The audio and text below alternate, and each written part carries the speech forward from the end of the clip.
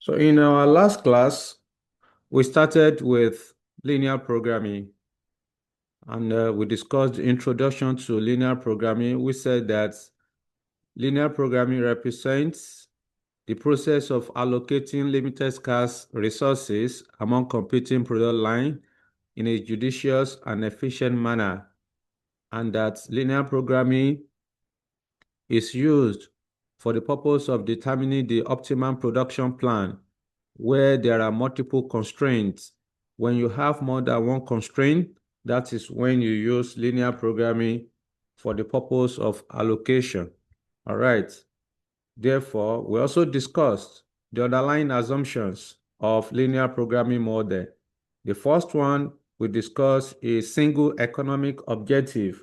And we said that for single economic objective, it implies that there must be only one objective to be achieved, and that it's either the company wants to maximize contribution or to minimize cost, but not the two at the same time.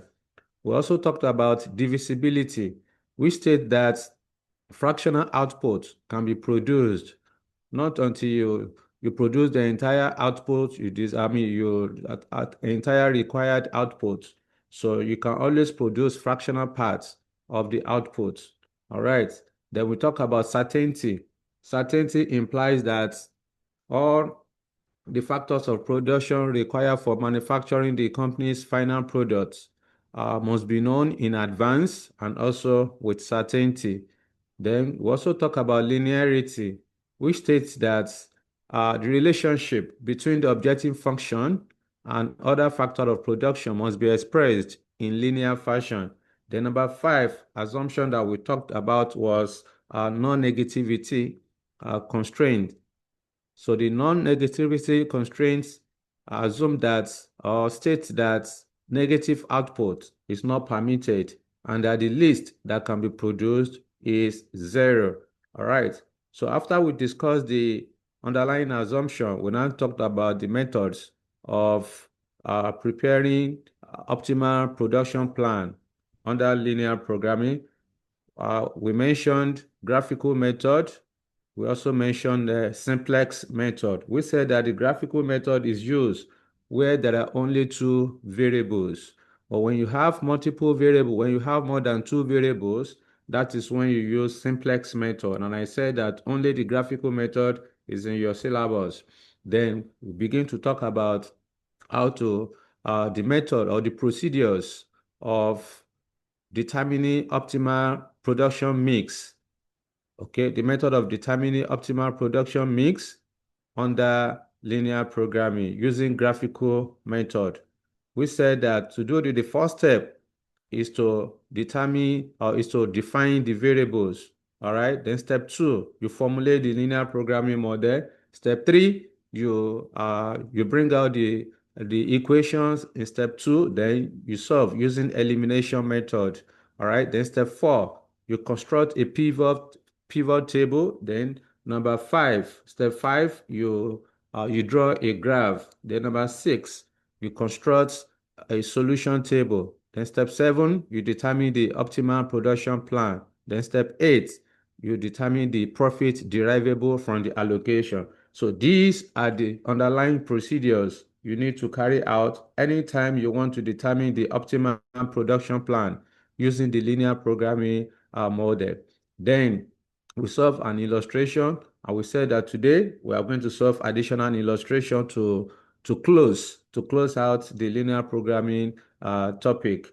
Then, of course, once we are done with the outstanding question, we then start the introduction to cost volume profit analysis. So that is what we are going to do today. All right. So the last question tested by ICAN on linear programming is this question on November 2023. It's a 30 marks question. All right. So there are several examples that you can use or that you can practice with in relation to linear programming. Just go to your material. You see as many questions as possible in your Pathfinder question as well that you can use as a practice. Okay, then. So let's start with the requirements of the question. Let me read for you. Requirement number A, you have to identify the objective function and the constraints of the model to be used in determining the optimum production plan for the following month. So examiner wants you to formulate the linear programming model. That's number A requirement. Very straightforward and simple. 5 marks, you pocket it. Then the B requirement, you have to determine the optimum production plan for the month and the associated profit. This number B should be more than that 5 marks. So the examiner is stingy, all right? Because how could you give me 5 marks in A and you are giving me 5 marks in B? B is where you have the major work, all right? A can, within 3 minutes, if within 2 minutes, you are done with the A. B is the main thing. However, ordinarily, it's not supposed to be separated. A and B supposed to be together because there is no way you are going to determine the optimal production plan that you will not formulate the linear programming model. But in any case, let's move to C. Explain the concepts and significance of dual prices and slack variables in the context of the model used by the company in this scenario. So the concepts and significance of dual prices and slack variables. Examiner wants you to explain the significance of dual prices, that is shadow price. You have to determine the concepts. Just explain what is shadow price, then what are the uses of shadow price. That's all. 4 marks, you pocket it. Move to number D. Then number D, you have to calculate the dual prices. Okay, calculate the dual prices for the constraint and identify the constraints identified in this scenario. 10 marks. Again, examiner wants you to calculate dual price here. All right, number C and D. I don't know why this D is giving us 10 marks. 10 marks is too much. All right, but in any case, it's what it is. Again, you do this within the next few minutes. You pocket the 10 marks. Move on to the number E. All right, suggest the ways in which the identified model may be used to overcome capacity constraints during the following month and indicate the types of costs which may be incurred in overcoming each constraint. 6 marks. Examiner is telling you that in this question, there are capacity constraints. What are the ways in which you can overcome those constraints? Remember, constraint can arise from material kilogram. There could be constraint from labor hours. There could be constraint from machine hour. How do you overcome those constraints? So that's what examiner is asking here. So you have to mention the constraint, then you now explain how you are going to overcome the constraint. All right. So that's number E. Now, these are the requirements of the question. Then let's go to the body of the question. Oshimiri Nigeria Limited, a company based in Haba, produced 2 grades of industrial varnish. The selling price and associated unit variable cost for grade A and B are shown below. All right. It's assumed that all the figures given in the table are correct and accurate. The fixed overhead costs are 2,600,000 naira per month. Okay, that's fixed overhead. That means if I'm given fixed overhead, something should tell you that you are going to determine profits. The company plans to maximize profits. So that means the objective function is to maximize contribution. The availability of resources for the following month is as follows, right? Material X is limited to 25,000 kilogram. Skilled labor hours is limited to 48,000. Then unskilled labor is limited to 39,000.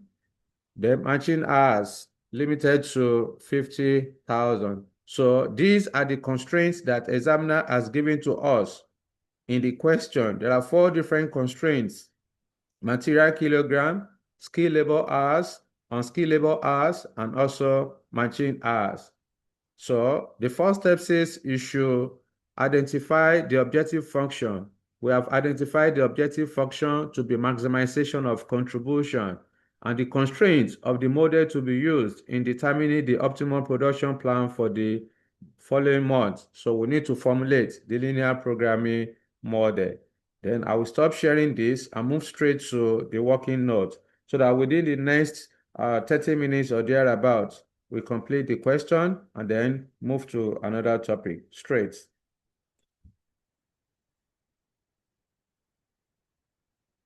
Okay. The name of this company is Oshimiri. Let me confirm if recording is on. So that's, yes, it is. Solution to illustration. Is that not illustration number 6 or 7? Let me confirm. Illustration 6, that is page 48.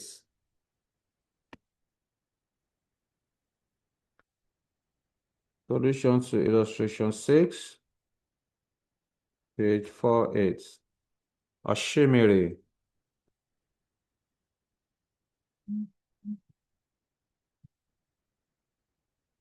Limited. That's the name of the company. So the first thing you are going to do, so in this question, there is no need for you to define the variable because you are given grade A and B. So it's already A and B is already in letters. So you ignore step 1. So move to step 2. And that's what the examiner is asking you in that A part. So formulation of linear programming.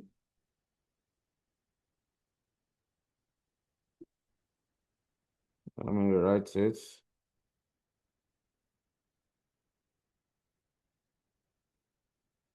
Model.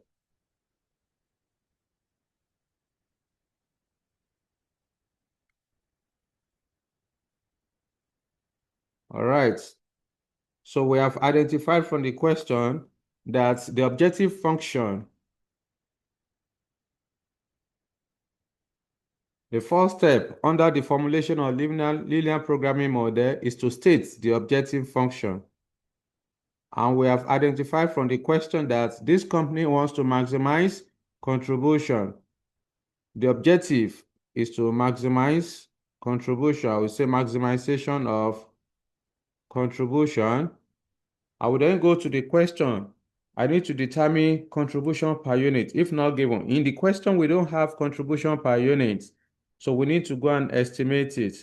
We are given selling price. We are also given variable cost, so we need to determine our contribution. So without moving too far away from the first page, all right, let's do our working for contribution here. Contribution per unit.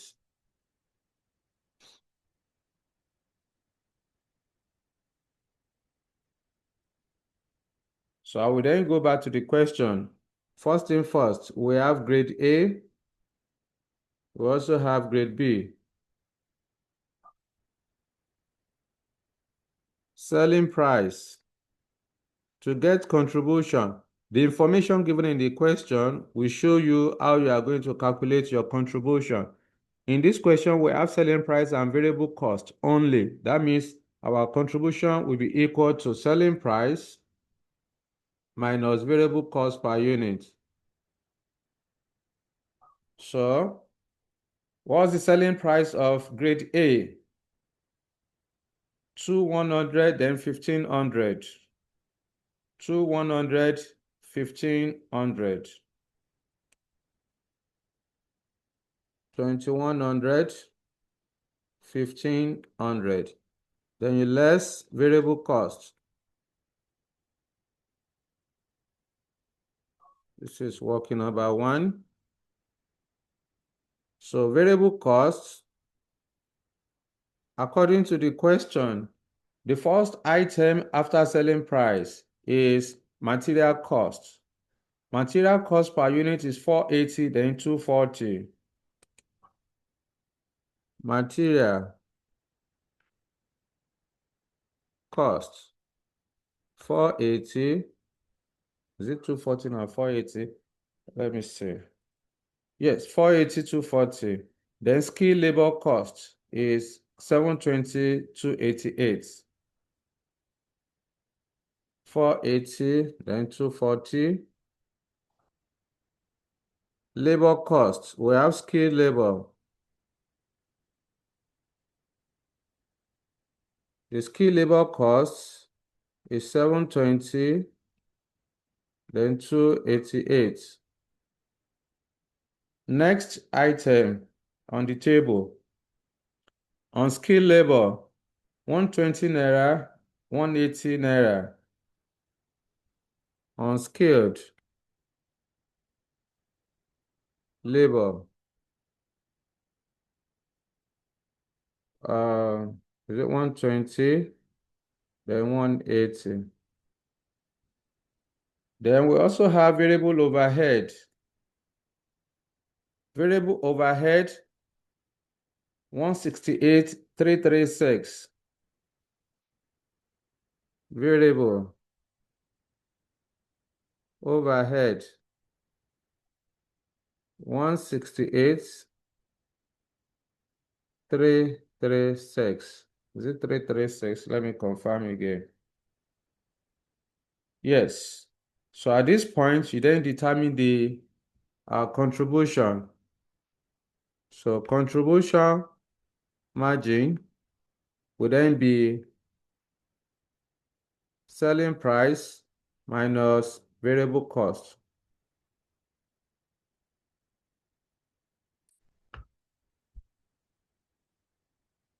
What's the difference? Are you still with me or I'm on my own? Anyway, it's too early. Let me use my calculator. Yeah, with you, sir. So what's the answer? 336 plus 180 plus 288 plus 240 equal, then minus 1,500. 456. Here is 456. Sir, here is 612. 612. Thank you. So now that we have the contribution margin, I can then go back to my formulation.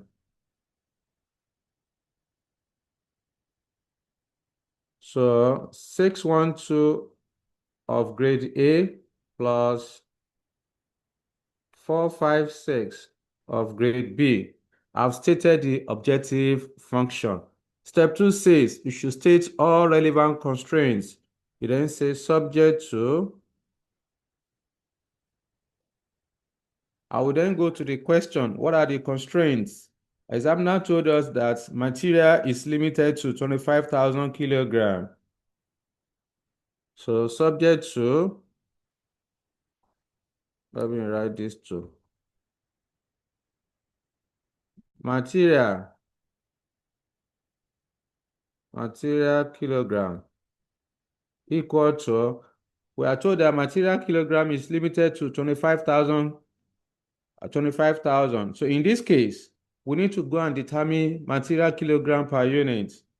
So material kilogram per unit is not given in the question, then you need to determine it. Remember, material kilogram is calculated as material cost divided by material per unit. So for grade A, material cost is 480 naira. Material per unit is 240 naira. So that will give us 2 kilograms. So let's go and do working for that. Working number 2. Material kilogram. Material kilogram, like I said, material kilogram is calculated as material cost. We have done it before under the optimal product mix using key limiting factor. So this is material cost divided by material per unit. So for grade A, the material cost of grade A is 480 naira. Then divided by material per unit, which is 240. So this will give us 2 kg. For grade B, material cost of grade B is 240. So 240 naira divided by material cost of 240 naira. This will give us 1 kg. So we are done with material. Let's do labor 2. Working number 2 now. 3. Labor hours. We need labor hours per unit. So labor hours will be determined as, excuse me, labor hour is calculated as labor cost divided by labor rates. Okay, so for grade A, according to the question, we have 2 types of labor. For skilled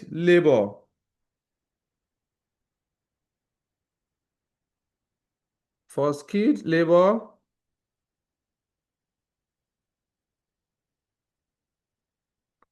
grade A will be equal to labor costs under the skilled labor for grade A is 720 naira. So here will be 720 divided by labor rates. Let's go to the question and identify labor rates. So for skilled labor rate is 144 naira per hour. So divided by 144. What do you have? For grade B is 288 naira divided by 144 naira. This should be 2 hours. Then 720 divided by 144. What do you have? 5 hours. 5 hours. Okay. So I'm done with skilled labor. We then move to unskilled labor.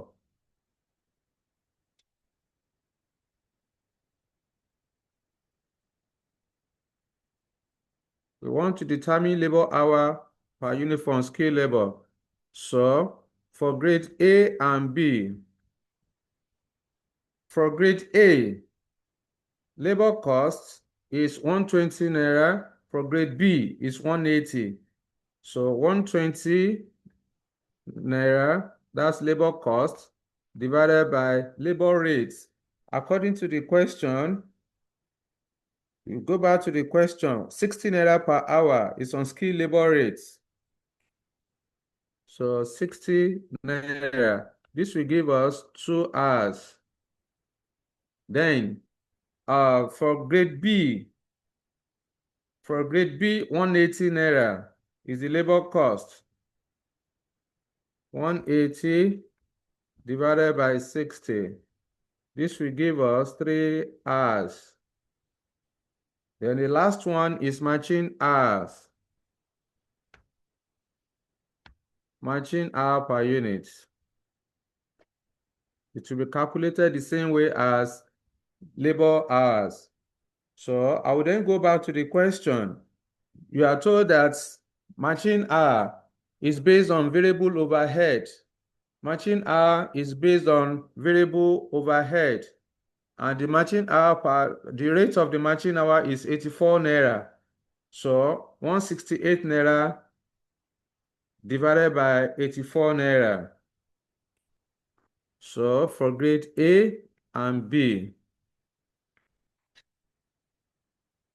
168 divided by 84 naira. This will give us 2 hours. Then for grade B, 336 naira divided by 84 naira. What do you have here? That should give us 4 hours. 4 hours. So with this, we have determined the material kilogram per unit. We have determined labor hours per unit for both skilled and unskilled labor. We have also determined the machine hour per unit.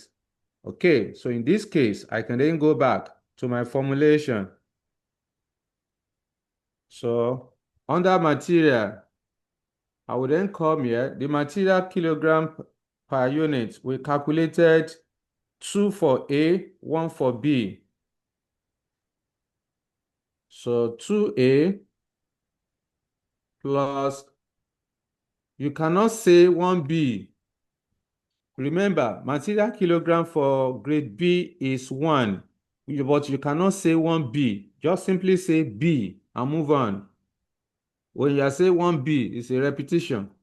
So just say B. Because we are maximizing contribution, you then say less than equal to, what is the total material kilogram available? Examiner told us 25,000 kilogram. So with this, we have stated the constraint of material kilogram. The next one is skill labor.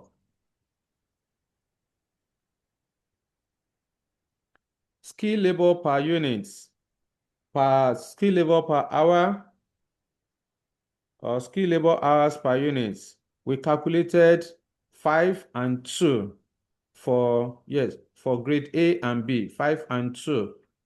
So here will be 5A, 5 hours of grade A plus 2 hours of grade B, less than equal to, we go back to the question, what is the maximum skill labor available? 48,000 hours. 48,000 hours. The next one, unskilled labor.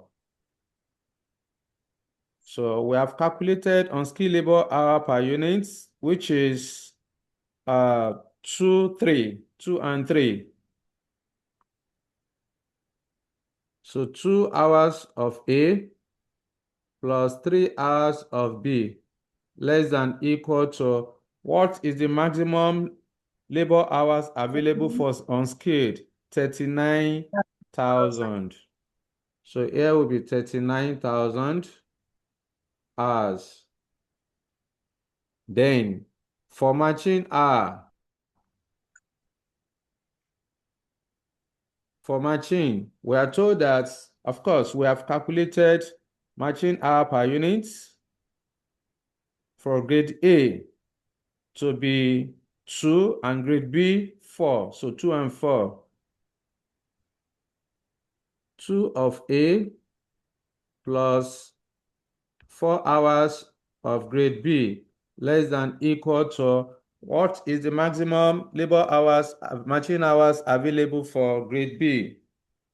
50,000 hours. 50,000 hours. So here will be 50,000. Then finally, step 3 of your formulation of linear programming model is to state the non-negativity constraints.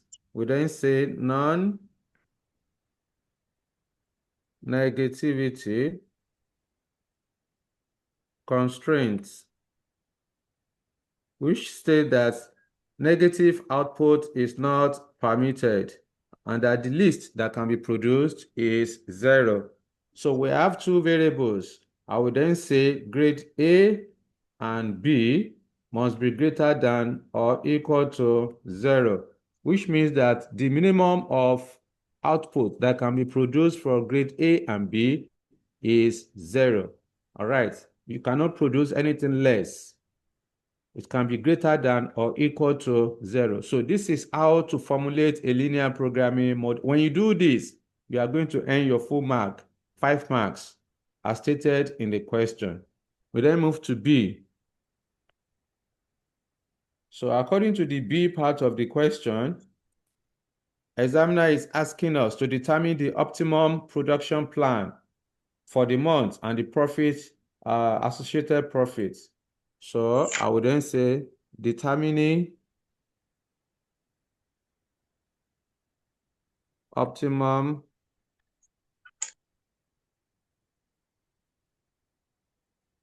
production plan. To do this, you are going to carry out about 6 procedures. Step 1, you've already formulated the linear programming model. Therefore, the next thing you need to do is to bring out the equations. There's no need for you to say bring out the equations. So we are solving it the way you are supposed to do it on the day of your exam. Now, let me look at this B so that this our workings will not disrupt. Let's push this number B to the next page. Let's go to the next page for this. All right, this working is meant for number A requirements. So we can then start from here. Number B, please, on the day of your exam, your working should come separate, should be the last thing you are going to do. It's because I don't want to be switching pages.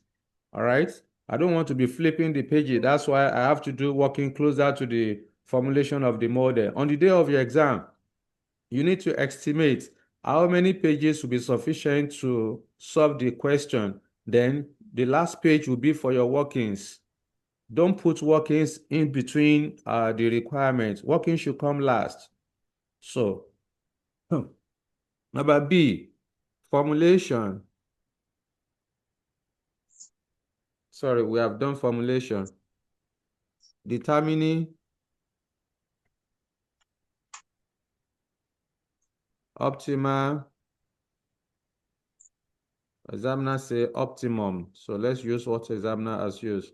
Optimum production plan. You want to determine how many units for each of grade A and B the company should produce in order to maximize contribution.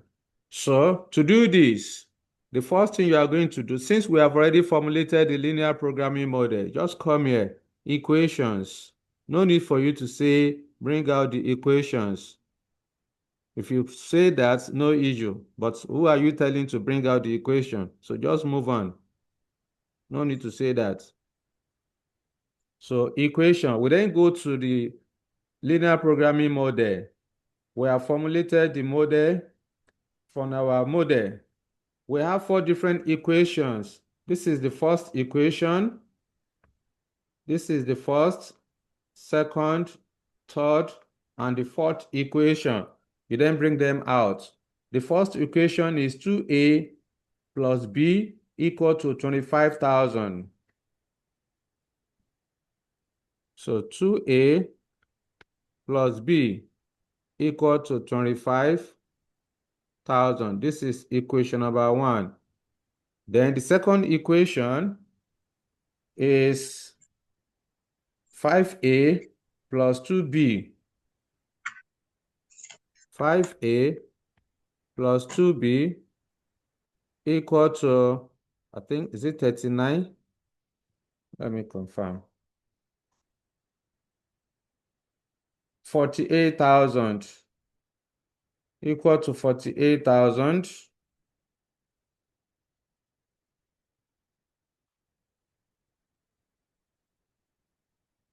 This is equation 2. Then equation 3 is 2A, 3B. 2A plus 3B equal to 39,000. Equation 3, equation 4 is 2A plus 4B equal to 50,000. So these are the equations we have in the linear programming model. We then solved the equations using elimination method or inequality. So I will then come here. If you like, you can just say elimination. So You are going to pick the equation one after the other. The first equation is 2A plus B equal to 25,000. So using elimination method, you are going to eliminate the first or any of the variables first. You eliminate one variable, you keep the other variable alive. Once you get value for the variable you kept alive, then you move to the other variable as well. So in this case, we can say let A equal to 0. If A is equal to 0, that means B will be equal to 25,000. This is the equation we are solving using elimination method. That's the first equation. Again, you can say, because we have gotten value for B, so you can then say, let B equal to 0. So from the first equation, if B is equal to 0, then 2A will be equal to 25,000. Therefore, A will then be equal to 25,000 divided by 2. Therefore, A is equal to what? A will be 12,500. All right. So we are done with equation 1. Then move to equation 2.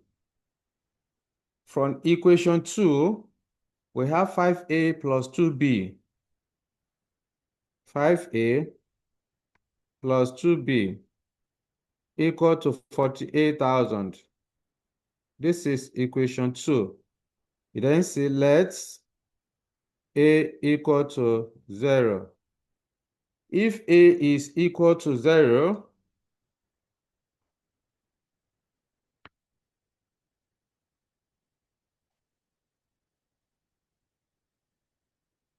or let me just use underlines to make it look different.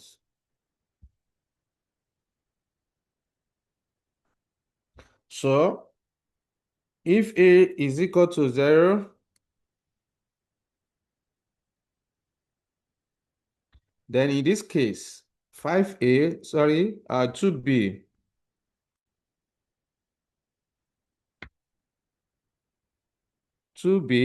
will be equal to 48,000.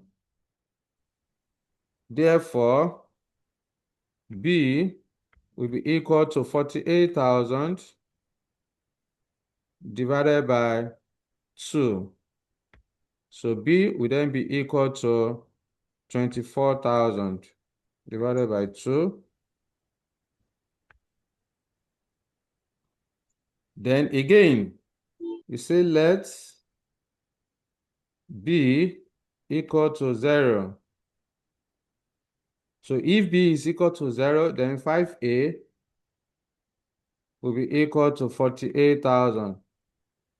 Therefore, A will be equal to 48,000 divided by 5.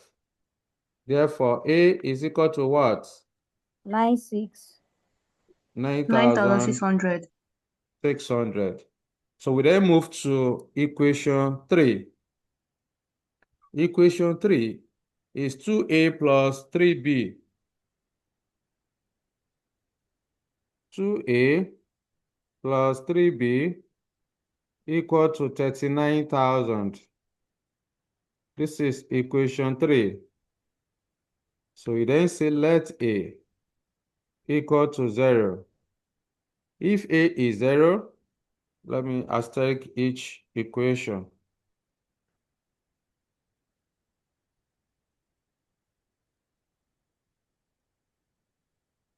So if A is equal to 0, then 3B will be equal to 39,000.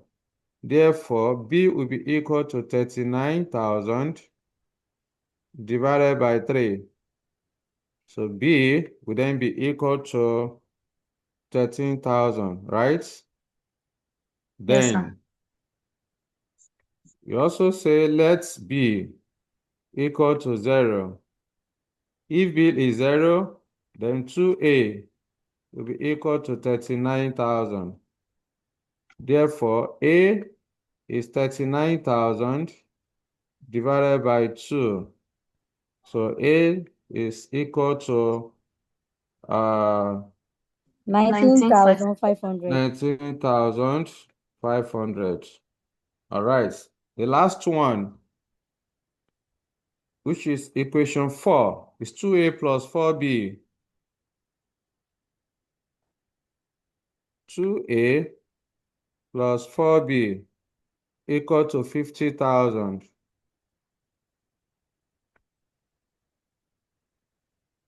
That's equation 4. Therefore, let A equal to 0.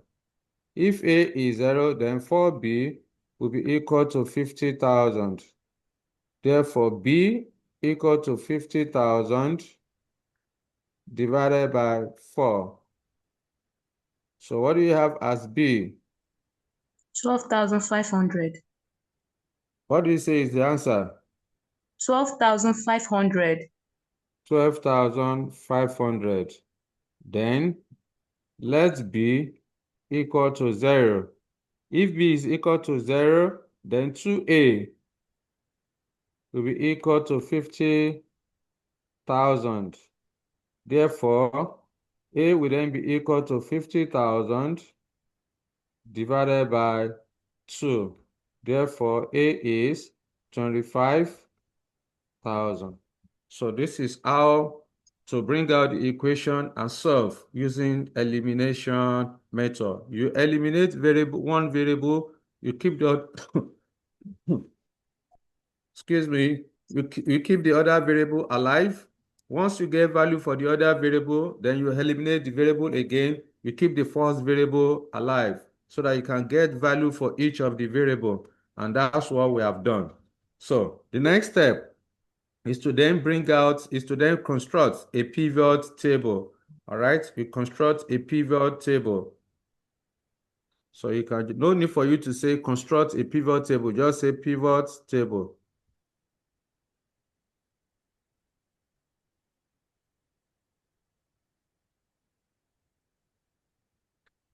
Okay, let me see.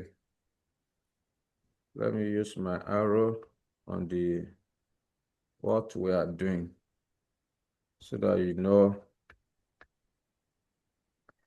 Okay, so to construct the pivot table, you create a column for equations. Then column for the product, we have grade A and then grade B. All right, so the first equation is 3A, 2A plus B.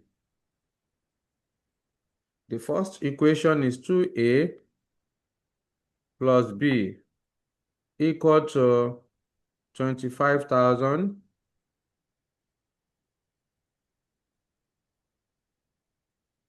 Let me see if this one will be sufficient. It should. Equation 3, then equation 4. Let me complete the table.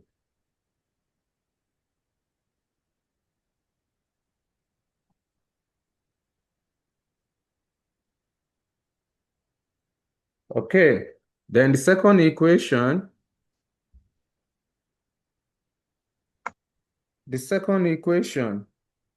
is 5A plus 2B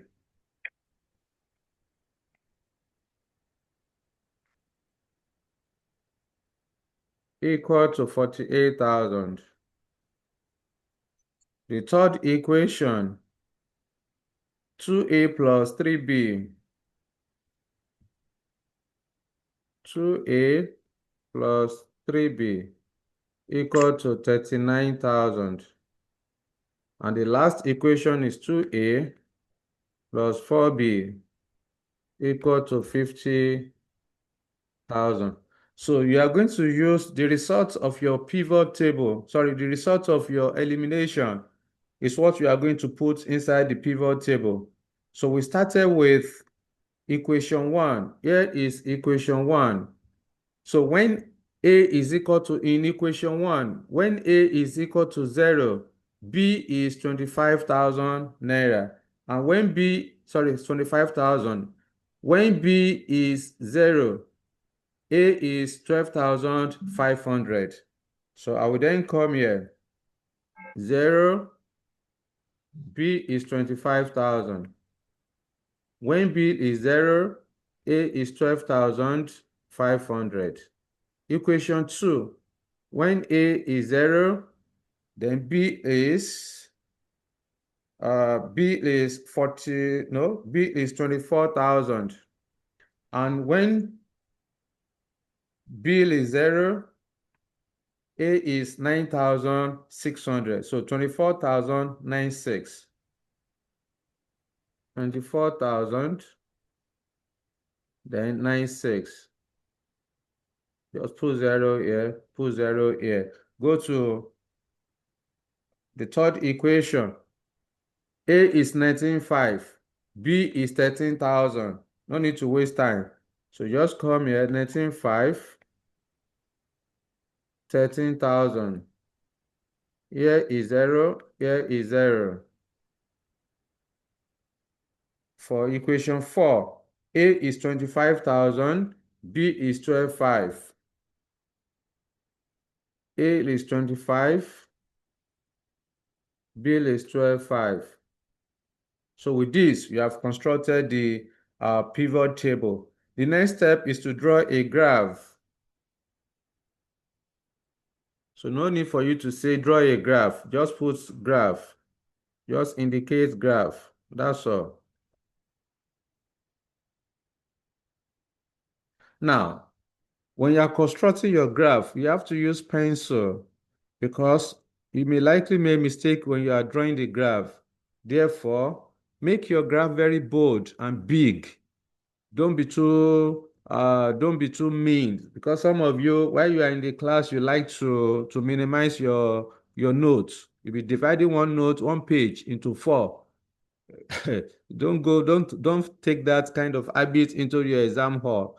Ensure that your graph is big and you are using pencil to draw your graph, because if you use pen, if you make a mistake, there's no way you'll be able to correct the mistake. You have to cancel that particular page and move to the next one. And that's why it's good to use pencil. When you use pencil, use your eraser to rub it off, then move on. Okay, to construct the graph, you start your drawing anyhow. Maybe you started from the horizontal axis. I don't know the extent of my table yet, but I have to just make it very big. Let me see. 1, 2. First thing first, you go to your pivot table. From this pivot table, you identify the maximum value for A and B, and then minimum value for A and B. For grade A, maximum value is 25,000, minimum is 9,500. For grade B, maximum value is 25,000, minimum is 12,500. The essence of this is to be able to scale your graph. So you can decide to use 5,000. You can decide to use 5,000. So 5,000, 10,000, 15,000, 20,000. We need 2 more. Let me extend downwardly. Okay, so you have to measure it. You don't just draw your graph anyhow. You also need to give an allowance. So you need to give an allowance. So I will just come here. What's wrong with you? So from here, stop it.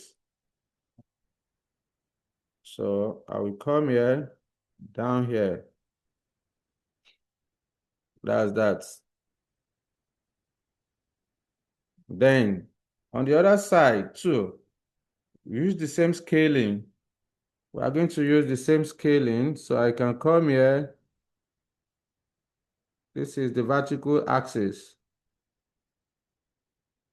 So the starting point is 0. We are starting from 0. This is the starting point. Remember, the minimum you can produce is 0 because remember the non-negativity constraints. So applying the assumption of non-negativity constraint, you cannot have the left side of your graph, because the left side here is the negative. After the origin, if you come down here, it's also negative. So under the normal graph, you can have that. But as far as linear programming is concerned, you have to apply the assumption. So the least that you can produce is 0. So that's what we have there. Then let's say this is A axis. We can use any of the sides. So let's say this is A axis. Then this side is B axis. All right. So you are going to plot A against B. So this is the first one, 2, 3, 4. Oh. So that means I did not even complete. I did not. I wanted to do because that must be extra. Let me push this one to. Okay, let me just rewrite this. I don't need to shift down again. Let me just do a little bit.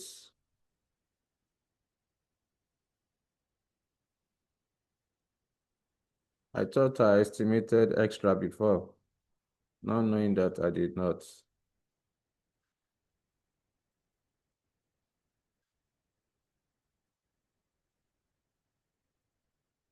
Anyway, just put it there.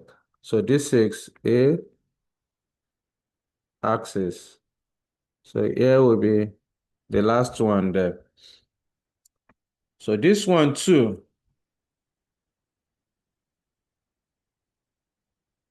1, 2, 3, 4, then 5. All right. So here will be 5,000, 10,000, 15,000,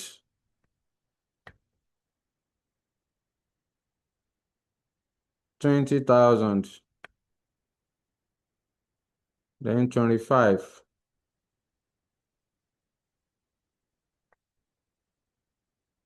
All right. So here will be 5,000 as well. 10,000, 15, 20, and then 25. Okay, so we then go back to the pivot table. For the first equation, this is the first equation here. A is 12,500. You then come to where you have your A axis. From your A axis, where can you find 12,500? 12,500 is in between 10,000 and then 15,000. So here will be 12,500. Let me use another color.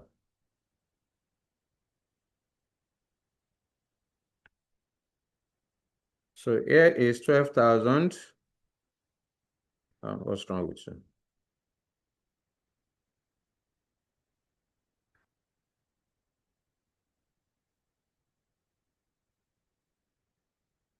Here is 12,500.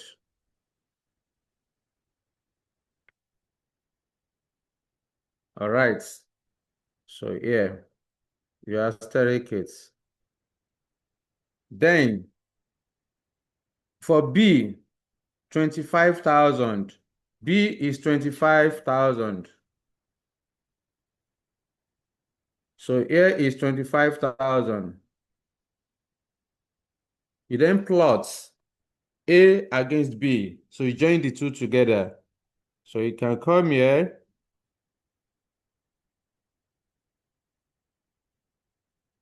All right. You then write out the equation. This is, let me go back to my column.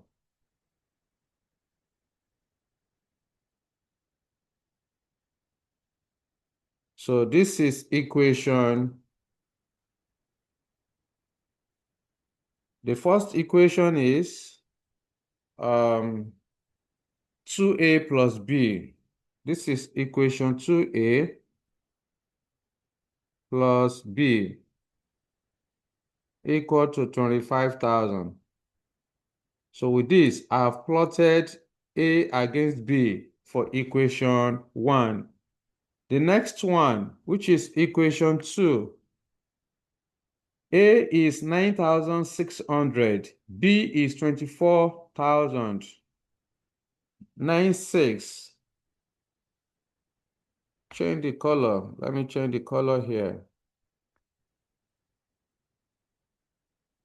So A is 9,600. Let's say somewhere here is 9,000.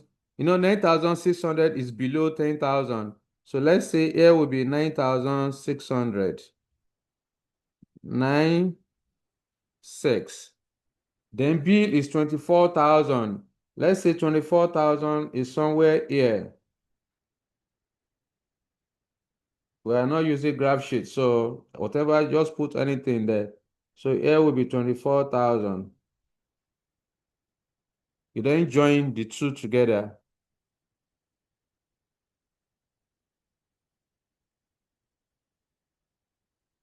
Write out the equation. Let me change the color as well.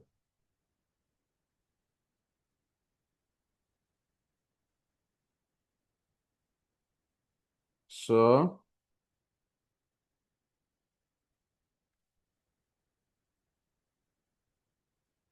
this is equation 5a plus 2b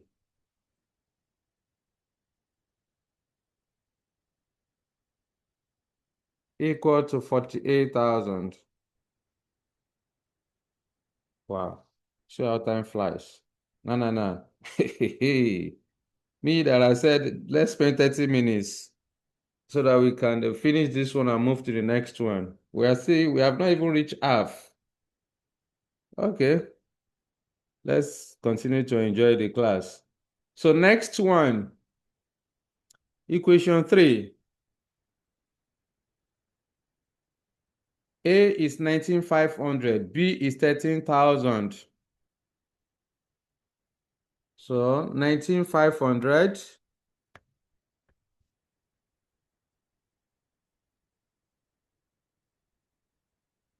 so A is 19,500. So 19,500 is below 20,000.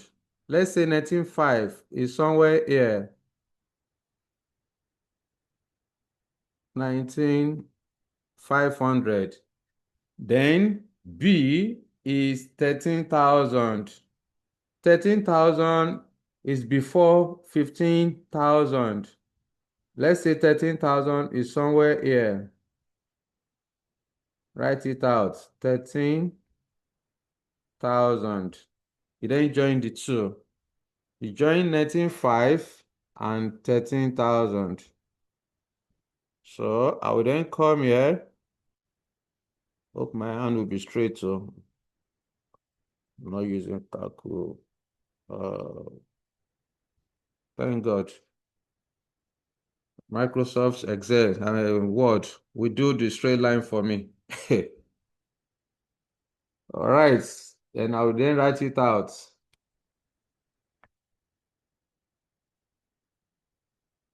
What's the equation? This is the equation here. This is equation number 3, which is 2a plus 3b. Equation 2a plus 3b equal to 38,000. And the last one is equation 4, whereby A is 25,000, B is 12,500. A is 25,000.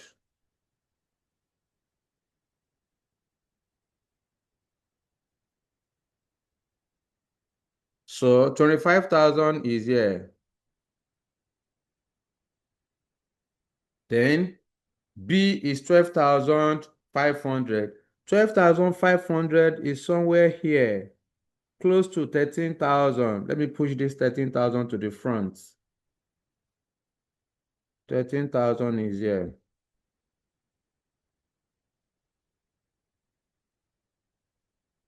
Then 12,500 is very close to, 12,500 is in between 10,000 and then 15,000. Let's say 12,500 is here.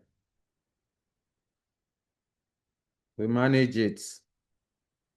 Or we push this guy, this 13,000 to the front a little bit. Anyway, let's just manage that. 12,500. Okay? Then you join the two of them together again. From 25,000 to that. So come down here. Okay. That's fantastic. Write it out. Write out the equation. That's the equation down there. This is the equation. Let me turn the color.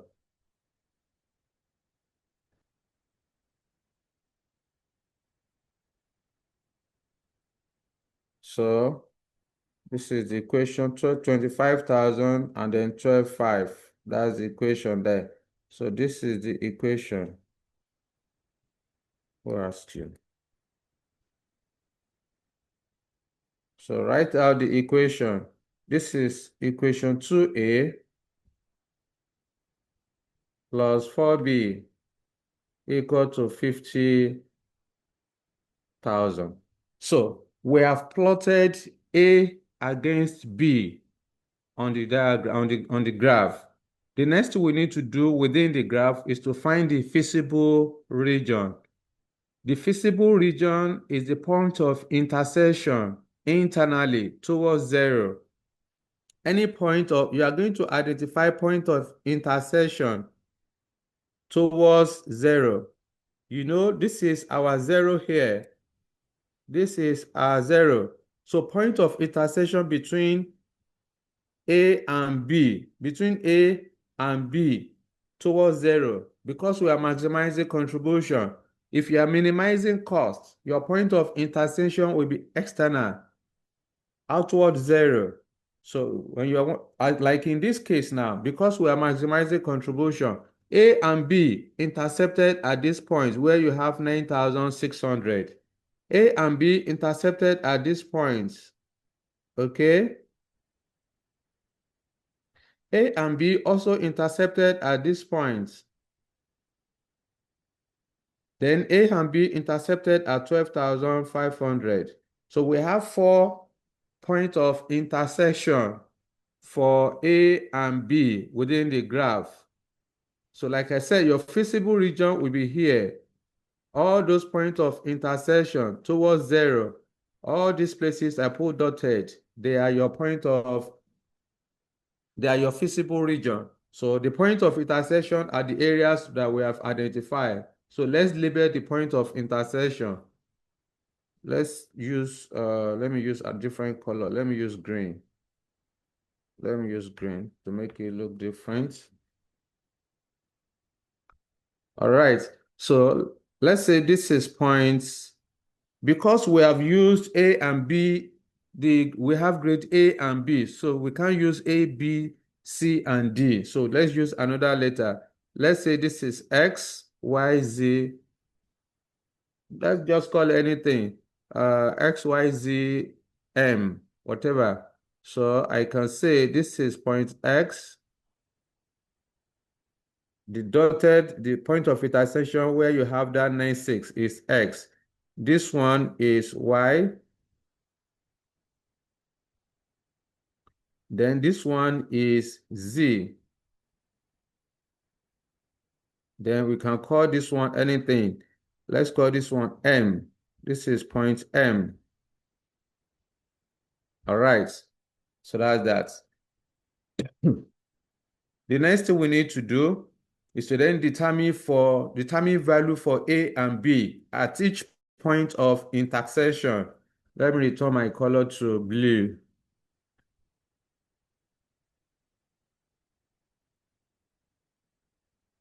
All right. You can see linear programming is not difficult, only that it takes time. Let me remove this A-axis, push it. A-axis. Okay. Now, we need to determine value for A and B at each point of intersection. So you can then say at point X, Y, Z, and then M. We want to determine value for A and B. If you like, you can put it in a table.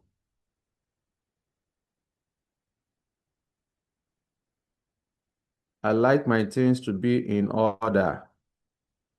That's why I love to be drawing table where necessary. Good presentation is also is key.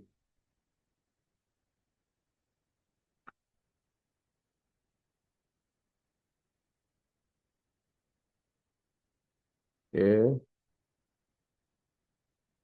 B. Now, let's go back to our graph. We are starting from point X. At this point X, where you have 9,600, the value of A is 9,600 at point X. So value of A is 9,600.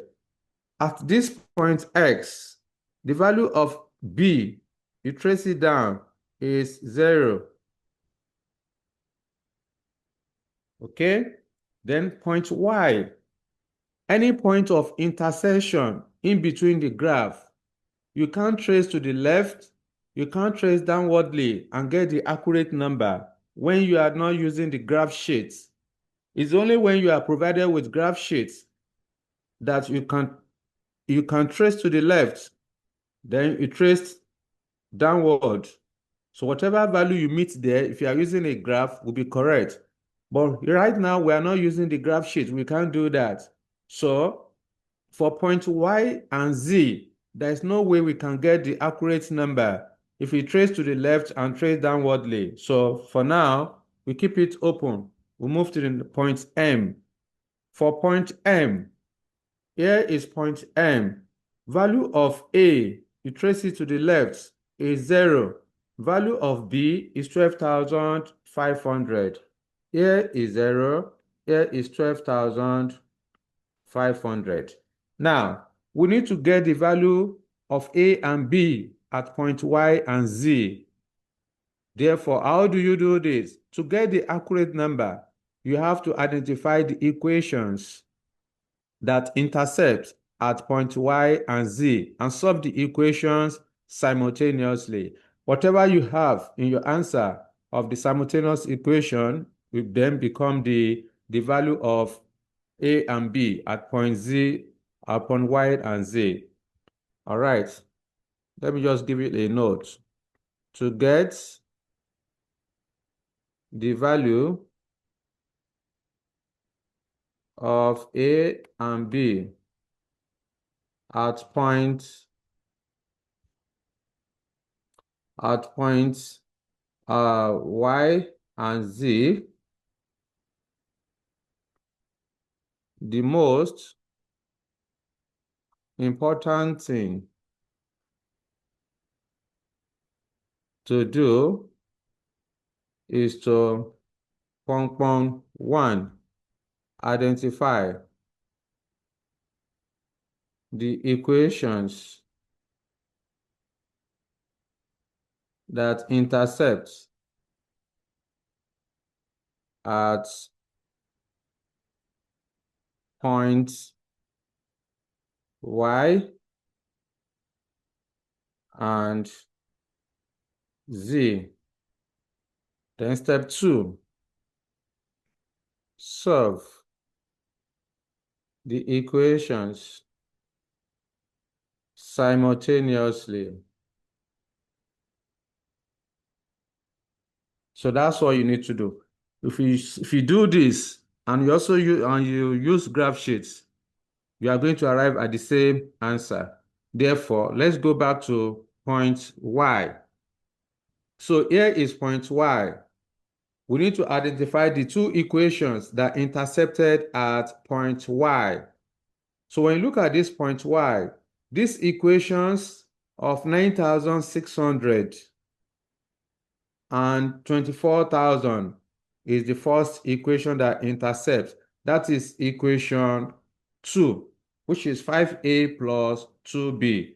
So I will then come here at point Y. At point Y, we do it separately. First of all, do for Y. So at point Y, we have 5a plus 2b equal to 48,000. Okay. Then what is the second equation at point Y? At this point Y, the second equation is this equation of 19,500.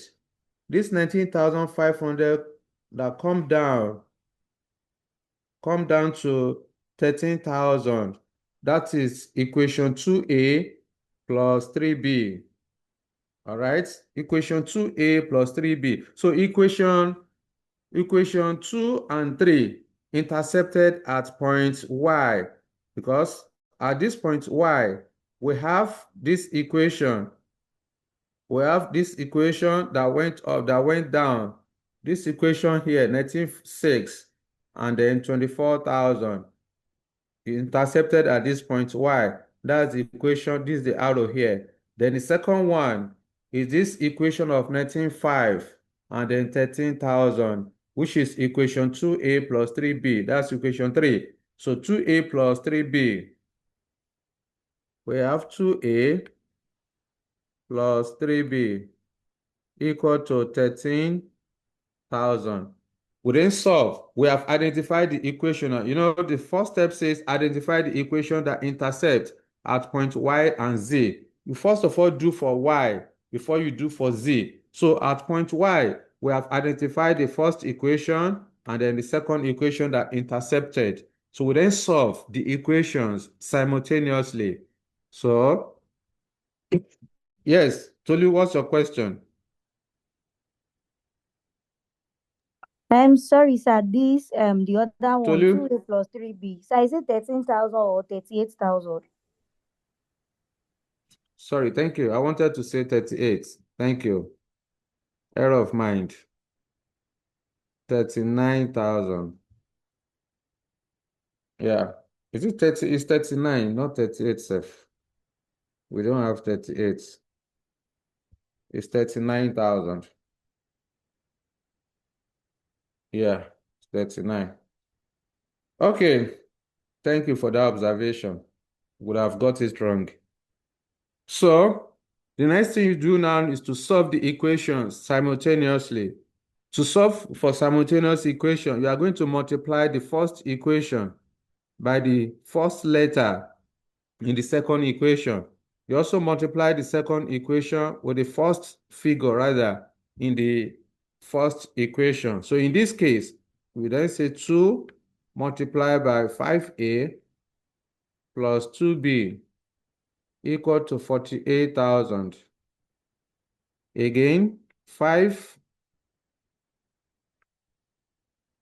multiplied by 2a plus 3b equal to 39,000. All right. Therefore, 2 multiplied by 5 will give us 10a. 2 multiplied by 2, 4b. 2 multiplied by 48, 96,000. 5 multiplied by 2a, that's 10a. Plus 5 multiplied by 3, 15b. 5 multiplied by 39,000. 39,000 195,000. multiplied by 5. That's 195,000. All right, so 10A and 10A will cancel each other. Therefore, we have 15A, 15B.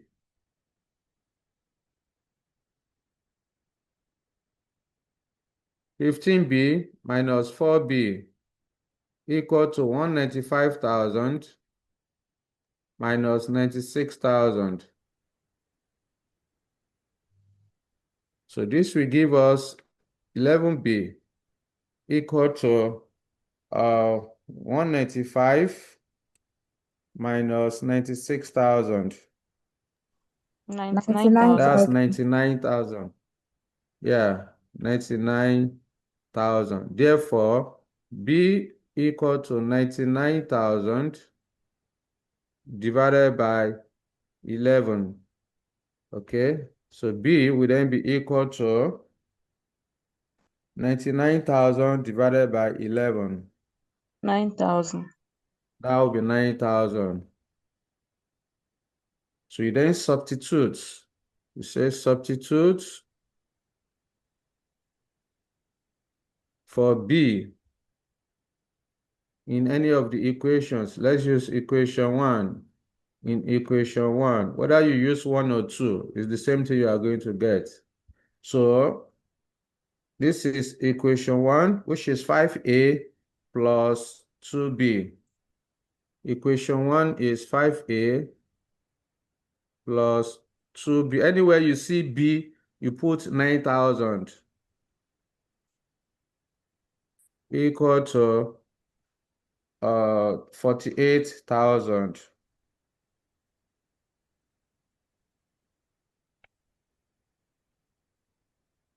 Then 5A plus 18,000 equal to 48,000.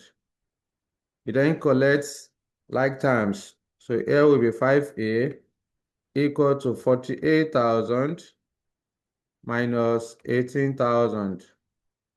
So 5A is equal to 30,000. Therefore, A equal to 30,000 divided by 5. A equal to 6,000. So A equal to 6,000, B equal to 9,000. So at point Y, A is equal to 6,000, B equal to 9,000. Let me confirm, 6, 9. Yes. So if you are using a graph sheet, at this point Y here, when you trace it to the left, you are going to get 6,000. That is A. If you trace it downward, you are going to get 9,000 if you are using a graph sheet. So that's that. Then we determine value for A and B at point Z. Now, look up and pay attention. Here is point Z. What are the two equations that intercepted? This equation of 12,500 that went up, that's the last equation on this graph. This 25,000 and 12,500, that is one equation. That's the last equation here. This is the last equation here. Then this equation of 13,500 that went to 19,500. So equation of 19,500 and the 13,000 is another equation, which is this equation here. This equation here. All right. So we have two equation 3 and 4 intercepted at point Z. Equation 3 and 4 intercepted at point Z, at point Z, yes. Okay. So I'll repeat again. To get the value for A and B at point Z, we are going to identify the equations that intercepted at point Z. And here is the point Z. Then we have two different equations here, but two lines. The line that went from 12,500 here went up. up to 25,000. That equation is equation 2a plus 4b, which is equation 4 on the graph. That's equation 4 here.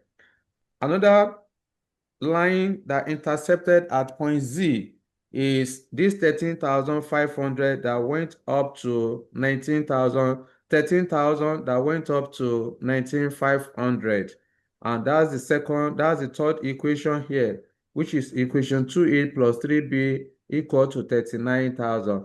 So these are the two equations that intercepted at point Z. Yes.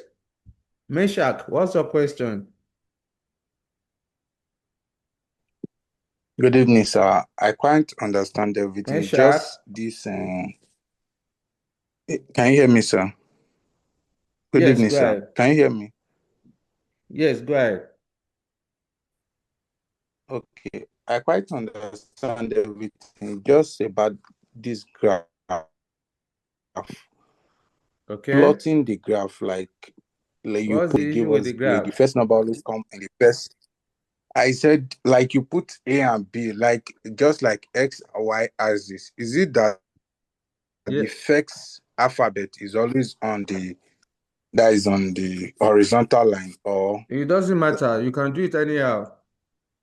If you like, you can make this one to be your B. You make the other side to be your A. It's whatever you call it. we have It will the not same change thing? anything. Yes, it won't change anything. All right? Is that all, Meshach? Yes, sir. Meshach, Yes, sir. Yes, sir. is that all? All right Yes. then. So yeah, equation 3 and 4 intercepted at point Z. So let's bring them out. So 2a plus 3b. I would then say at point Z, the two equations are 2a plus 3b equal to 39,000.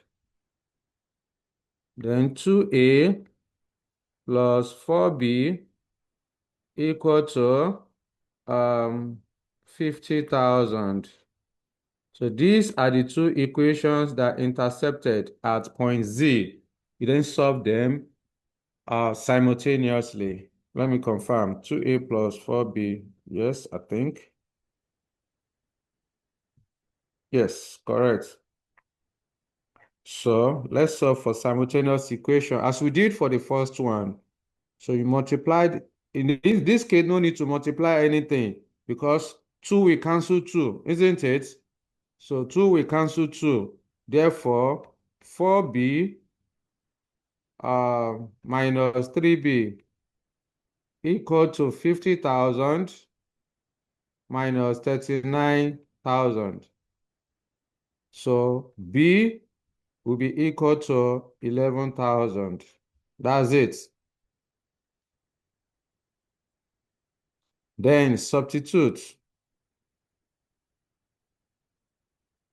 for b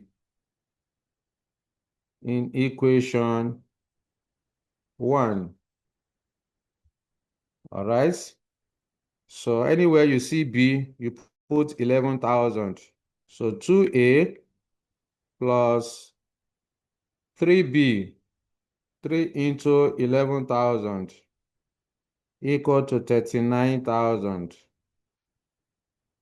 2a plus 33,000 equal to 39,000. Therefore, 2a will be equal to 39,000 minus 33,000. A will then be equal to 6,000 divided by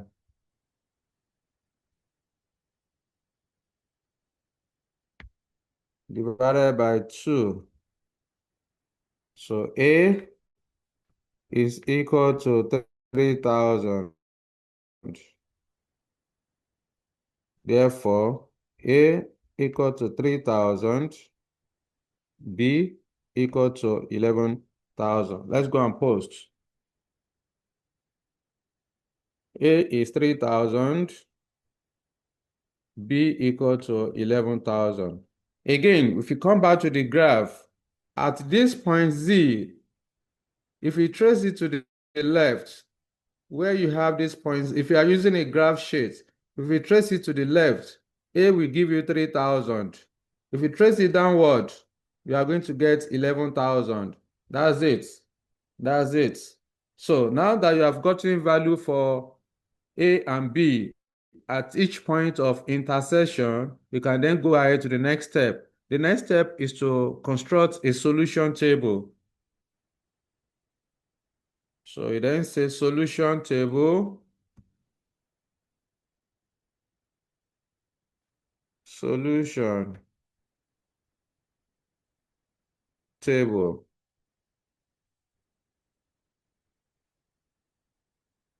In your solution table, you indicate your objective function. Our objective is to maximize contribution.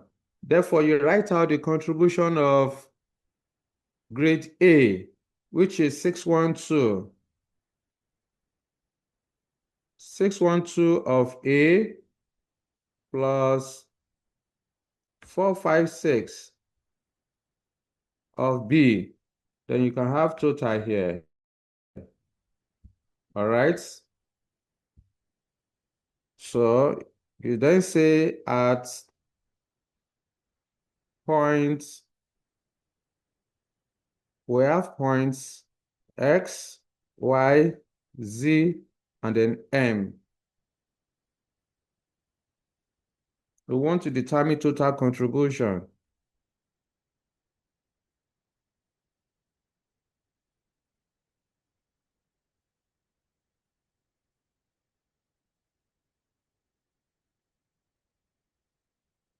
Okay.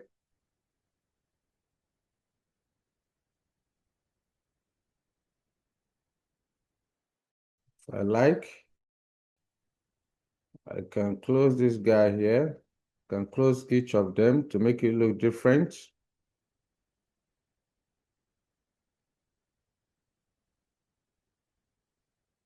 All right. So at point X, anywhere you see A, you want to multiply contribution by the unit of A that you want to produce. So at point X in our graph, here is point X. At point X, A is 9,600, B equal to 0. So you then say you multiply the contribution of 9,600. Here will be 9,600 612.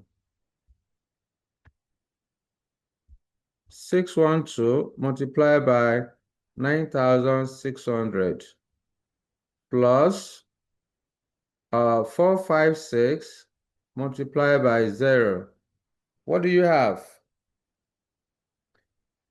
612 rather, multiplied by 9,600. That is 5,875,200. 5,875,200. That's total contribution at X. You then do the same thing for Y. You multiply the contribution, multiply by the unit at point Y for A.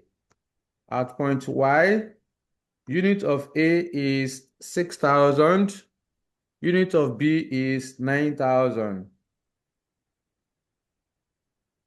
Multiply by 6,000 plus 456 multiplied by 9,000. Let me confirm the units. 6,000, 9,000. Yes. Again, you bring out your calculator. What's the total contribution? Open a bracket, 612 multiplied by 6,000. Close the brackets, then plus, open another bracket. 456 multiply by 9,000. Close the brackets.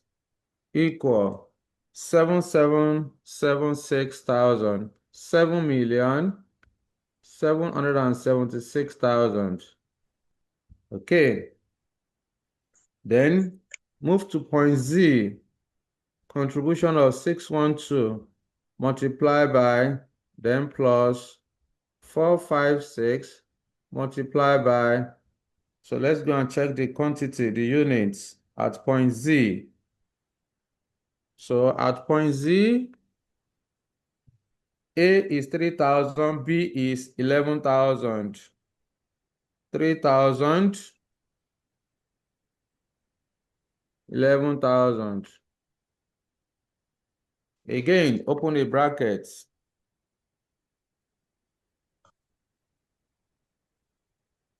Open a bracket, 612 multiply by 3,000.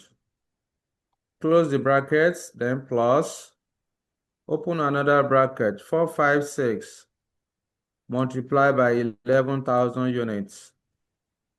Close the brackets, then equal to 6,852,852,000.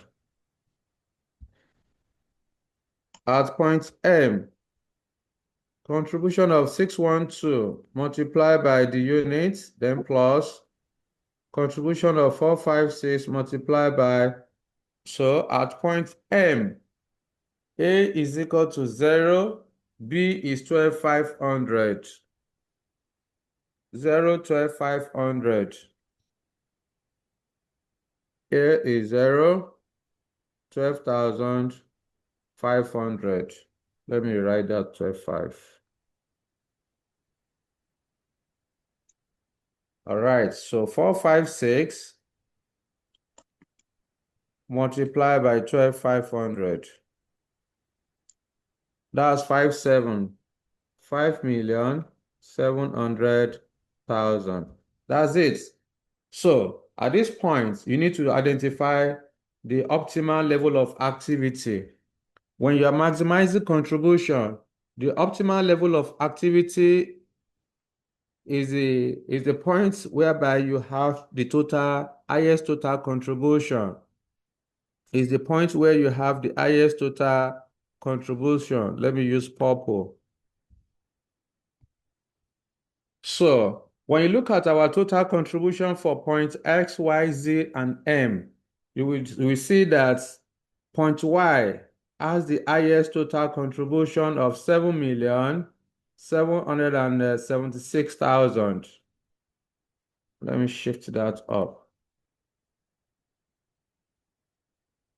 Okay. This is at point Y. That means point Y is the optimal level of activity. Point Y is the optimal level of activity. That is the point where the company where Oshimiri Limited can maximize contribution, can fully maximize contribution. So after solution table, the next thing you are going to do is to determine the optimal production plan. I would then say optimal. Examiner call it optimum. Production plan. Remember, the optimal production plan is the point where the company will be able to maximize contribution. I don't need to draw it up to the end. Just like you normally do under the key limiting factor. So you have product here. In this case, it is grade. The units that you want to produce to maximize contribution. Grade A, grade B.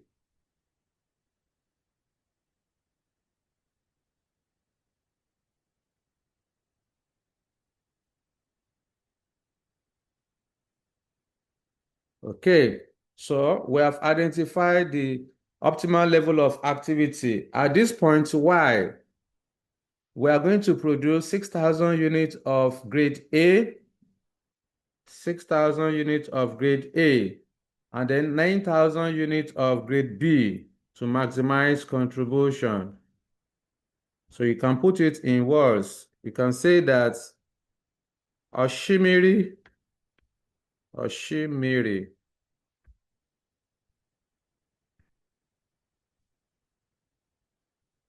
Limited should produce 6,000 units of grade A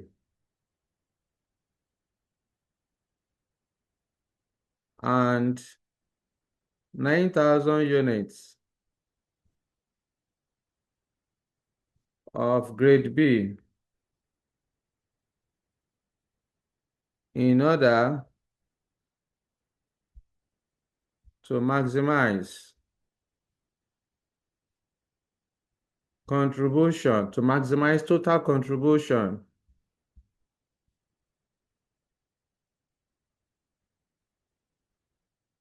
of 7,776,000. That's it. That's the optimal level. So that's not the end. You can see all what we have been doing since at this B part is just for 5 marks. That's what I said, that 5 marks is too low. You should earn more, but it's what it is. Okay, so we have advised. Finally, in that B part, examiner is saying that you should determine the associated profits. Remember, this contribution is per month. Per month. You have to indicate that. Then, profits now. So you can say monthly profits. Monthly profits.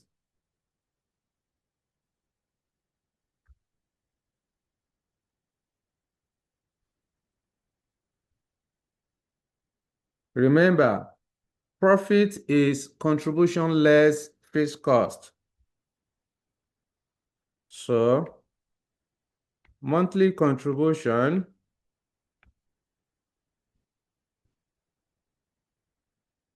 equal to 7,776,000.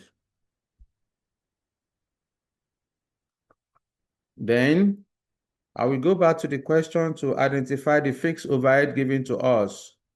We are given fixed overhead cost of 2,600,000 naira per month. Apple for apple. So fixed overhead of 2,600,000. What's the difference? This will give us 5176. Confirm for me. Let me check. 77, just to be sure. 1,000 minus 2,600,000. 5,176,000. Okay, that's correct. So this is the monthly profit.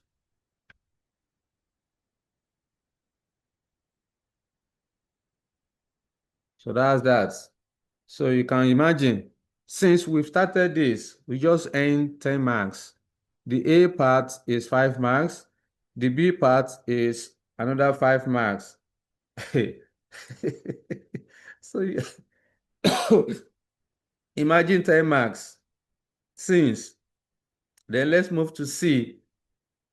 C is saying you should explain the concept and significance of dual price, that is shadow price. 4 marks. Let's quickly end this one and pocket it. Number C, concept and significance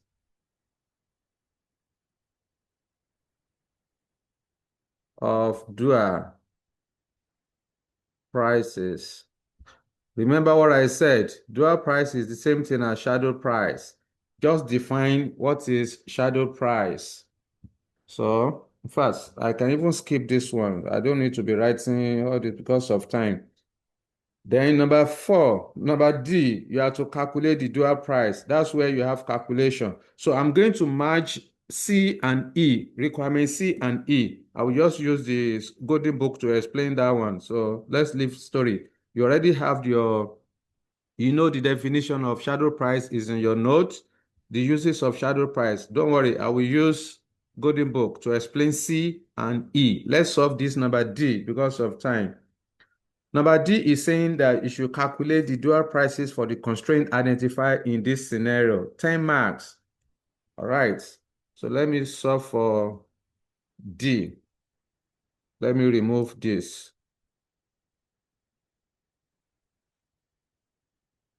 So I will then say this is D. Calculating dual prices. That is shadow price. All right. So we said that shadow price represents extra contribution derivable from the additional units of limited scarce resources that have been fully utilized at the optimal level of activity. Shadow price is the extra amounts or additional or is the amount a company is willing to pay for extra or additional units of a limited scarce resources, of a limited scarce resource, or of a constraint. All right, extra amount a company extra amount a company is willing to pay for additional units of limited scarce resource. Okay, usually only by the constraints we have shadow price. That is at the point at which where the decision is made. We have point Y is where we made our decision. We made our decision at this point Y that the company should produce 6,000 units of A, 9,000 units of B for the purpose in order to maximize contribution of 7,700,000. That's the optimal level of activity. So the equation that intercepted at this point Y is the optimal level of activity. So you then go to the question, go and identify those equations at point Y. All right. Now come here. To calculate the shadow price, I told you there are 3 steps. Step 1 of calculating shadow price is to identify the equations at the optimal level of activity. You don't need to write it out on the day of your exam, but for the purpose of this class, I will do it, I will write it out, then I will demonstrate it for you. So identify the equations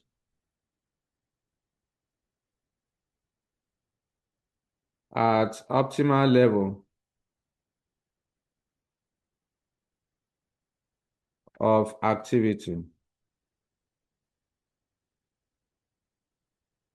The optimal level of activity is at point Y on the graph above.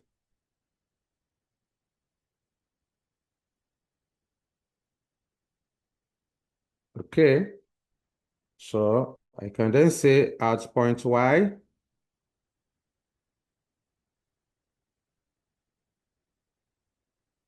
so we want to identify, so we've already have that equation before. At point Y, this is the equation here, 5A plus 2B equal to 48,000, 2A plus 3B equal to 39,000, 5A plus 2B, 5A plus 2B equal to 39,000. Then 2A plus 3B equal to, let me confirm.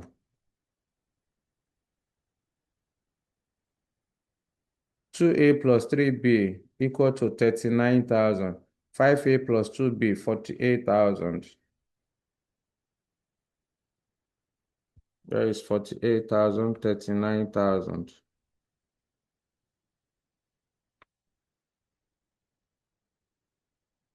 All right, then step 2 says,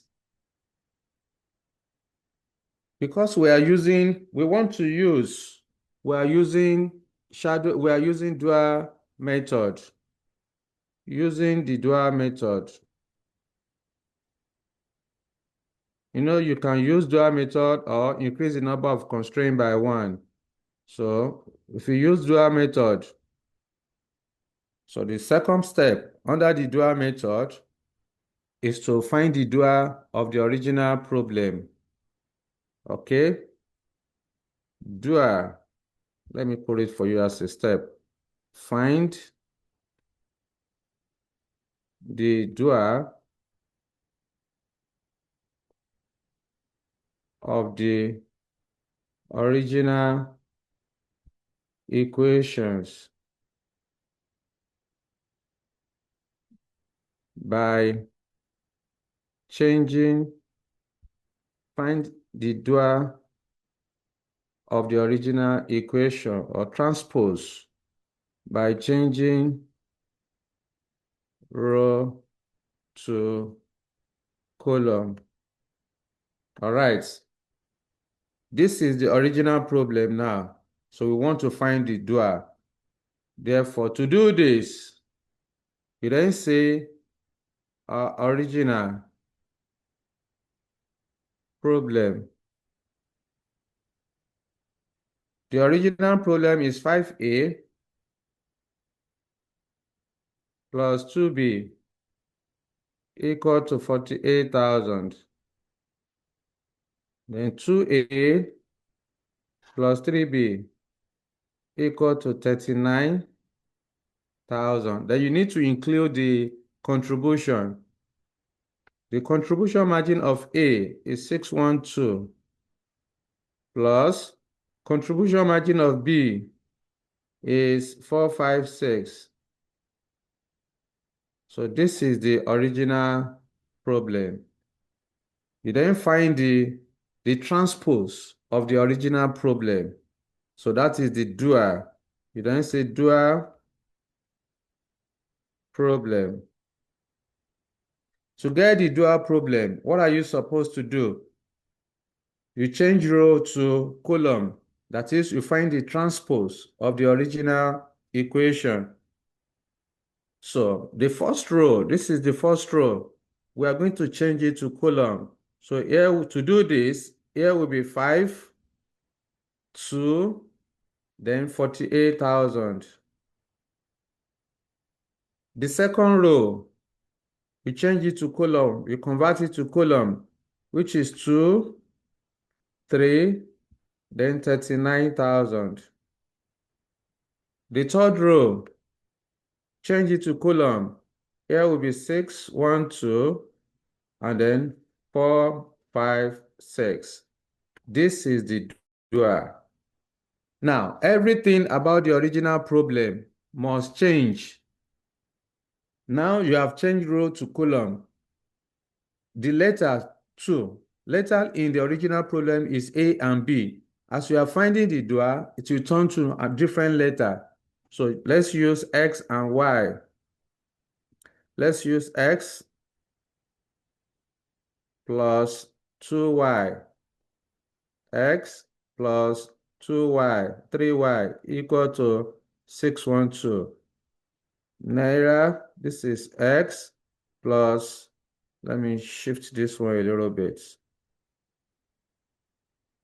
39,000 of Y. Let me shift this one too to the front a little bit.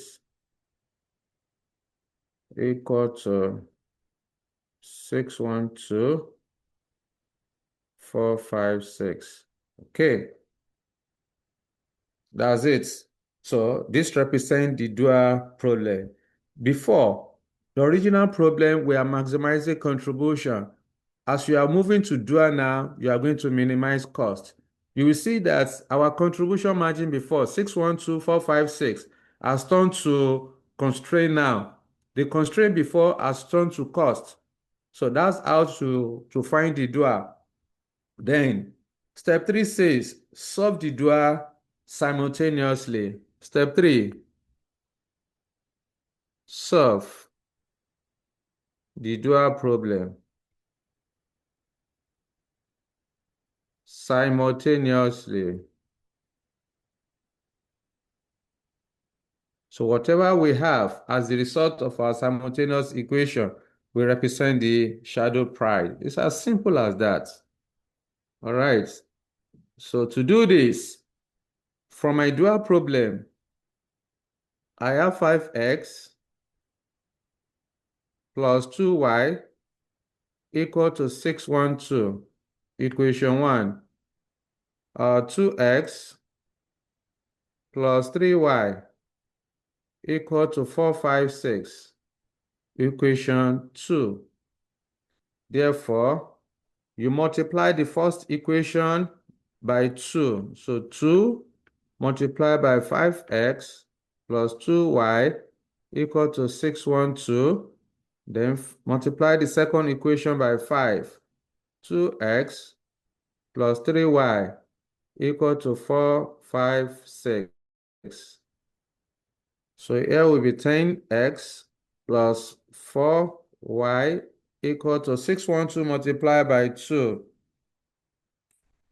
That's 612 multiplied by 2. 1224. 1224. Then 5 multiplied by 2, 10x. 5 multiplied by 3, 15y. 5 multiplied by 4, 56. 456 multiplied by 5 equal 2280. Okay, this will cancel each other. So I have 15y minus 4y equal to 2280 minus 1224. 11y equal to 2280 minus 1224. That is 1056. 1056.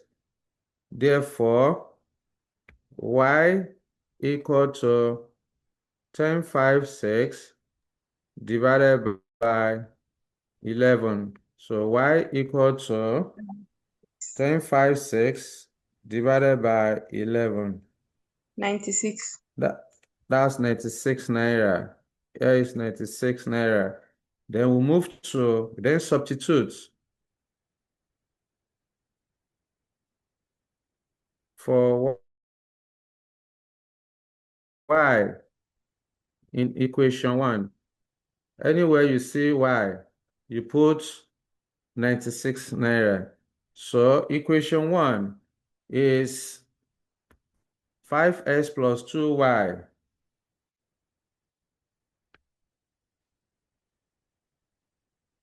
Two 96 into 612. Yes, 612. So 5x plus 96 times 2. That's 192. Equal to 612. You collect like terms. So 5x will be equal to 612 minus 192. 5x equal to 612 minus 192. 420. 420. That's 420. 420. Therefore, x will be equal to 420 divided by 5. X will then be equal to, that should be 80 something. 84. 84. Divided by 5. That's 84. 84 naira. So X is 84, Y equal to 96. Remember, we said that shadow price is the extra contribution derivable from the additional unit of limited scarce resources that have been fully utilized at the optimal level of activity.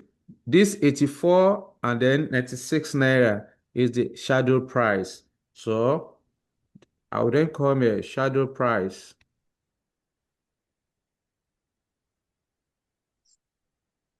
So this 84 naira and 96 naira, this X and Y, which of the constraints? Remember, we have 4 different constraints. We have material kilogram, we have skill labor, we have unskilled labor, we have machine hour. So which of those constraints are 84? Which of the constraints is 84? Which one is 96? To know this, we then go back to the equation. Remember, this is the equation here. This point Y, equation at point Y. So what are those equations at this point Y? We said their equation, this where you have 48,000. Which of the constraints is 48,000? Which of the constraint is 39,000? If you go back to the basis where we started from, the 48,000 is skilled labor.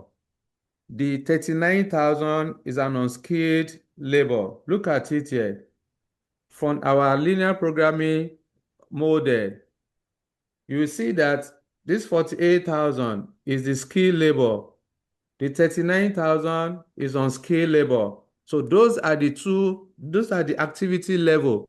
Those are the optimal level of activities where we can have the binding constraints, that is the shadow price. Therefore, skilled labor is 84 naira. Unskilled labor is 96 naira. So let's go and indicate that. So I will then come here, shadow prices in naira, skilled labor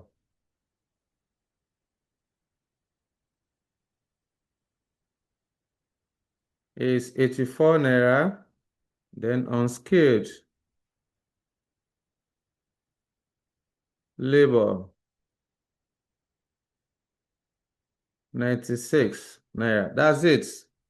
Extra contribution derivable from the additional units of limited scarce resources that are be fully utilized at the optimal level of activity. It is at that level of activity that you can have shadow price.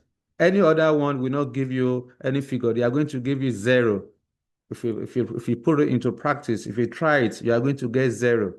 So optimal level of activity is at that point Y, where you have the constraint of skilled and unskilled labor hours. So that's end of the number D. 10 marks, you pocket it. You can see, even this shadow price doesn't take you like 5 minutes to solve, relative to the one we solve in B above, you know?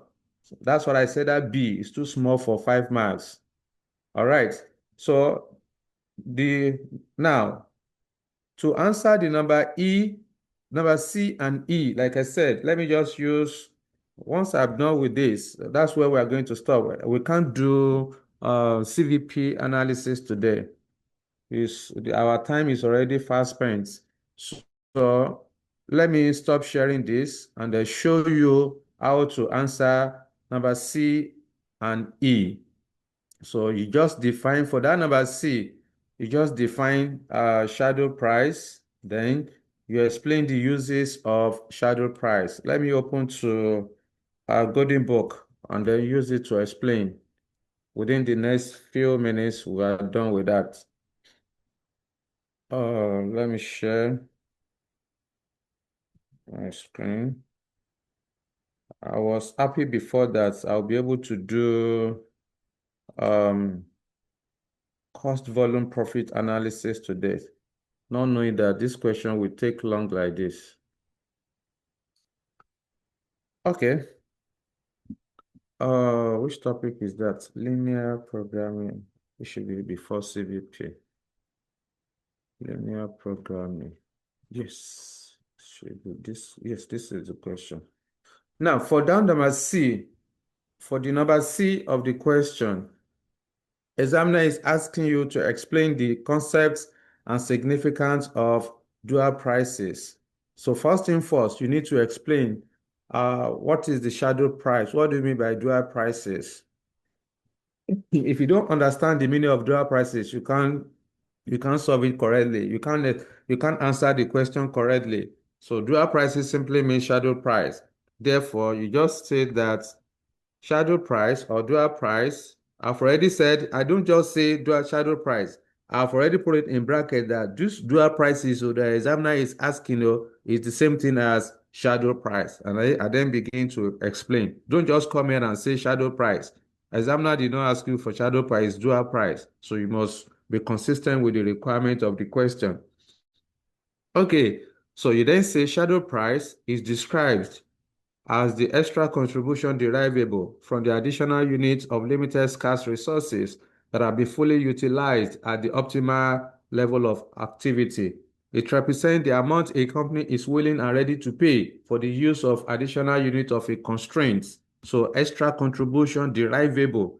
So it is only the resources at optimal level of activity, that is binding constraint, that we have a shadow price. Therefore, what are the uses of shadow price? Examiner is asking you, what are the importance, significance, or uses of shadow price, dual prices? Number one, you can say that the following are some of the uses of dual prices. Number one, it is used for determining the extra profit derivable from additional unit of a constraint. And that's why we have calculated 84 naira and also 96 naira. That's extra profit. Then number two, it can be used for determining the maximum amount that a company is willing to pay for its scarce resources, because skilled labor is scarce. It's limited to 48,000 hours. Unskilled labor is limited to 39,000 hours. That means they are scarce. Therefore, the maximum amount a company will pay for that extra, all right, for the additional unit of that constraint is shadow price. So we use this to determine that extra amount or the maximum amount a company will pay. Then number three, it can be used to determine the sensitivity margin of scarce resources, all right, or of a scarce resource. So to determine the sensitivity margin of I'm not sure, no, we have not done risk and uncertainty. So I think I mentioned that in one of our previous classes, that's when I want to do risk and uncertainty for financial management. I will match both PM and then FM class for that. In any case, let's move on. Now, number four, you also use dual price to determine shadow price. I'm sorry, to determine the transfer price. Okay, it is suitable for determining transfer price or transfer prices. Okay, you can use shadow price to determine transfer prices. These are some of the uses or significance of dual prices. Then number E is asking you. Number E is asking you, what are the capacity? Let me go back to the question of that number E. You have to suggest the ways in which the identified model, that is the linear programming, may be used to overcome capacity constraints during the following months and indicate the types of costs which may be incurred in overcoming each constraint. See, in this number E, if you don't align with the requirements, you cannot earn the full mark. You can't earn the 6 marks. So first thing first, you must identify the constraints. Remember, we have 4 different constraints in the question. The first one is material kilogram, which is limited to 25,000 kg. The second one is skilled labor, limited to 48,000 hours. The third constraint is unskilled labor, which is limited to 39,000 hours. Then machine hour, limited to 50,000 hours. These are the constraints in the question. So examiner is now asking you to suggest ways in which the identified model, that is, how can you use linear programming to overcome the capacity constraints during the following months? That's number one. Then two, indicate the types of costs which may be incurred in overcoming each constraint. Now, to answer the question correctly, we go back to the question. In the first item there is material. All right. So how can you overcome the limitation or the constraint in material kilogram? All right. So material kilogram is limited to 25,000. So how can you overcome that? The first thing you are going to do, the first thing Oshimiri Limited should do is to borrow loan to buy additional material X kilogram needed to maximize contribution.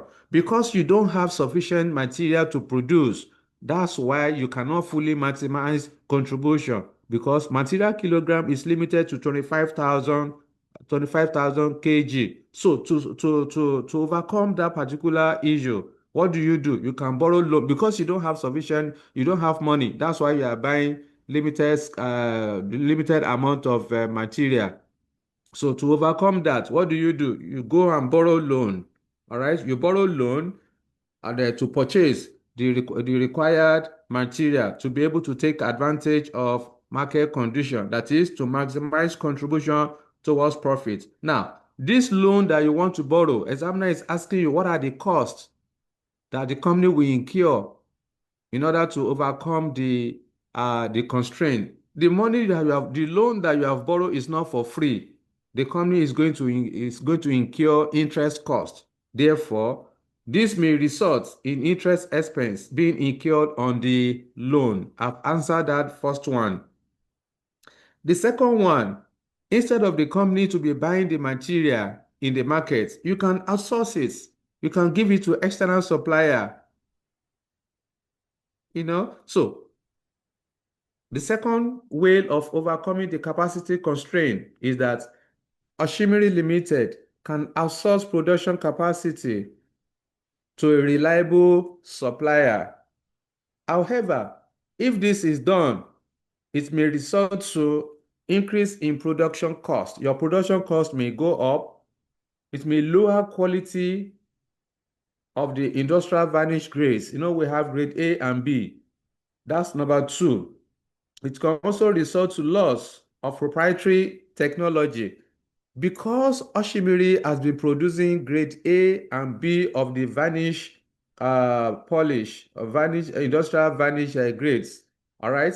So if you now want to outsource it, that means you are going to transfer your proprietary information or assets or technological know-how, what makes your product to be unique, you are going to transfer it to the external supplier. So when you do that, the company is going to lose proprietary technology. You can imagine when you do that, you don't know. That's why you must ensure that you have a reliable supplier that can do this. Otherwise, your competitor, this supplier may give the information to your competitor, and before you know it, the company is out of business. All right. This may also impair the reputation of the company. This company is Oshimiri, but in the Golden Book, the name is etc. Especially if the supplier cannot deliver according to specification. If there are issues, the company Oshimiri has been producing this industrial varnish grades before. Now you have you have outsourced it to external party to do it on your behalf. If they produce a lower quality industrial varnish, customer will complain, and that can erode the reputation of the company. All right. So these are the costs attached to doing that. The next one is number 3. We talk about the skilled labor hours. Our skilled labor hours is limited to 48,000. So how can you overcome that? for the company, for Oshimiri to be able to overcome that capacity constraint in labor hour, in skilled labor hour, you then say the skilled labor can work overtime to meet the required labor hours. If you normally before the company can close by 5 p.m., so in order to meet up with the required quantity, what do? You extend, you work for overtime. That overtime that the workers will put in is not for free. You have to pay for it. So cost to be incurred. Therefore, but after you have stated the how to overcome the constraint, then you talk about the associated cost. So you then say, but extra labor cost will be incurred to compensate for the extra hours work. All right. So that is the cost associated with that. Then number 4 that I mentioned in the Golden Book is that the company can also hire additional labor. If you don't want to work overtime for the skilled labor, skilled laborers are those employees on the at full capacity. You work from 8 o'clock to 5 p.m., no extra time. So instead of the workers to work for overtime, we can hire, the company can engage additional labor to meet up with the required output. So in this case, let me put it, I said that the company can also hire additional labor to meet the required labor capacity. All right. Then what are the associated costs? When you hire additional labor, you have to pay them, all right? You have to pay them the wages. Therefore, this means additional labor cost will be incurred. So the company will incur additional labor cost if you hire additional workers to do the job instead of doing overtime. Then another suggestion I made here in the Golden Book is that the capacity, now we want to talk about matching. Okay, I use two ways for each of the constraints. So the next one now is the machine. So number 5, the capacity of the machine can be increased to enable shift work. So we can upgrade the capacity of the machine so that workers can work, can do a shift work kind of. All right. So if you increase the capacity of the machine, what may happen? This may increase productivity. Of course, output will increase when you enhance the capacity of the machine. Certainly, it will increase the output, the productivity, but it may result in additional overtime costs being incurred and may lead to machine breakdown due to excessive usage. Because you have you want to do shift work. That means some people will work, some workers will work from morning to evening. Some people, then another set of workers will carry from evening to early in the morning the following day. That means you are even using the machine excessively, and the machine will, when you use the machine too often, it can break down. So those are the costs attached to it. All right. Then the last one is that instead of the company to upgrade the capacity of the existing machine, what do? The company will need to buy a new machinery that can produce better and high quality products with increased operating efficiency. Okay, the company can buy a new machinery that can produce better and high quality products with increased capacity or efficiency. This is also not for free. Therefore, this will increase productivity. That is fine because it's a new machine. It will produce high volume with high quality, but it may result in a significant investment in non-current asset because the machine you are going to buy is not for free. All right, the machine is not for free. The company will spend money to go and purchase the machine. All right, so this is what examiner is asking you to do in that number. Until you are able to do this, you can give. Examiner did not mention whether you should do. Examiner did not mention the amounts. So they are just say examiner just say you should suggest the ways. So you can, if you do 3 or 5, you are good. If you do 3 or 5, you are good. If you mention 3 or 5, you are good. So that's that. So that's end of the question. And let me even say let me even see the examiner's, is it even necessary? Let me quickly check the examiner's report on this particular question. It's good to always check the examiner's reports so that you can learn from the mistake of other students. I think this is November 2023. Let me check. November 2023. Get out.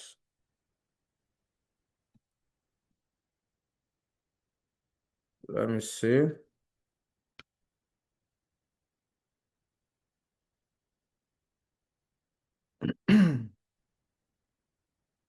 Please, are you seeing the past question I'm sharing? Or which one are you seeing on your screen? Can you see the past question I'm sharing?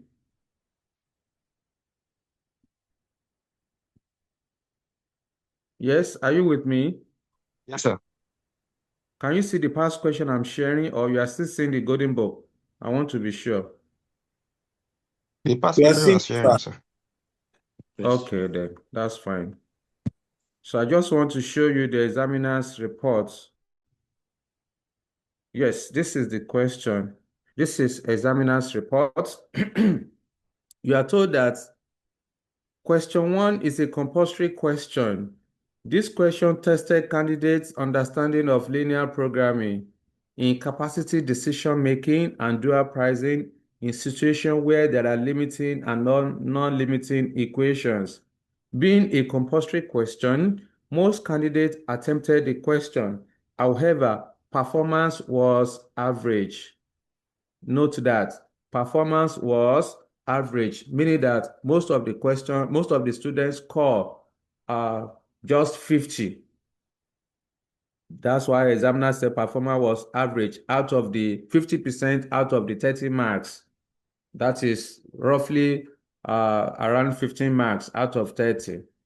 What are the major shortfall? Major pitfall was candidates' inability to decipher limiting and non-limiting equation, as well as the computation of dual prices. All right. So students could not differentiate between limiting and non-limiting equation. That is the shortfall where the constraints. All right. They could not identify.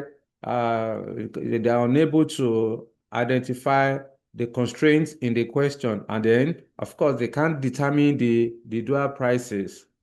So examiner is now asking you, candidates are encouraged to intensively use the ICAN study guide when preparing for future examination. Tell me, in ICAN study pack, do you have this kind of a question in ICAN study pack? I can at all time they be referring you to their study pack, but you don't have this kind of question in the study pack. The question you have in the study pack are just small ones, and they don't test such questions. And then now they are telling you you should always use. Of course, you have to use the story parts and the theoretical aspect of the study pack. But when it has to do with calculation, you have to go elsewhere. That's why you use the golden book. Yes. So that is the end of the question. So that's what I see. Look at examiner is telling you 3 points. So that means 2 marks for each. That's what I mentioned the other time. We can mention 3 or 5 points, but examiner here is saying 3 points is awarded. 2 marks for 3 points each. All right. So 1 point, if you mention 1 point, you identify the constraint, then how to overcome the constraint, how to overcome the constraint and the cost to be incurred. So for mentioning 1, you are going to earn 2 marks. If you mention 2, you earn 4 marks. But if you mention 3, 6 marks. If you mention 5, fantastic, but only 3 will be marked for you. All right. Okay, so that's end of the question. That's end of the question. Let me know if you have any question for me so that we can close the class for today. This is where we are going to call it a day. So in our next class, by the grace of God, we are going to be starting the cost volume profit analysis. So far, so good under performance management. We have covered substantial parts of the syllabus. So we have CVP analysis left. CVP analysis. Then we also have learning curve theory. Then number 3, we have risk and uncertainty. All right. So these are the 3 scopes in the performance management that we have outstanding.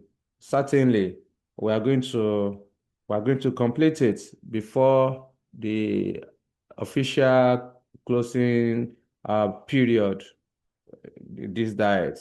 All right. So, yes, that will be the end of today's class. In our next class, we are going to be solving CVP analysis. So bear in mind, just go ahead to your notes, go and read it. Go and read CVP analysis. In the absence of, let me ask you again, any question for me? Any question for me so that I can release you? All right. So let me see, who are those of you still online? Some of you did not join on time, then some that joined then disappeared again.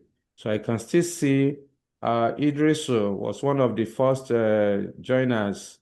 I can see Boluwaji Gabriel is still on. Anthony, Imam, Ahmed was also one of the first joiners. Ijoma, Joshua, Michael, Oluwatosin, Mishak, Philip came late. Ramon came late. Tolulope, one of the first joiners today. Yada Sisi, you also came late. Majority of you came late. Anyways, that is end of today's class. We are going to meet by the grace of God next week, Friday. Let me see. There is no point meeting during the Easter Monday for performance management. No point, because we don't really have, we are going to finish our syllabus. So it's only in FM that we need extra hours. Okay, guys. Good night, everyone. I will see you next week by the grace of God. Bye-bye. Thank you, sir. Thank you, sir. You're welcome. You're welcome.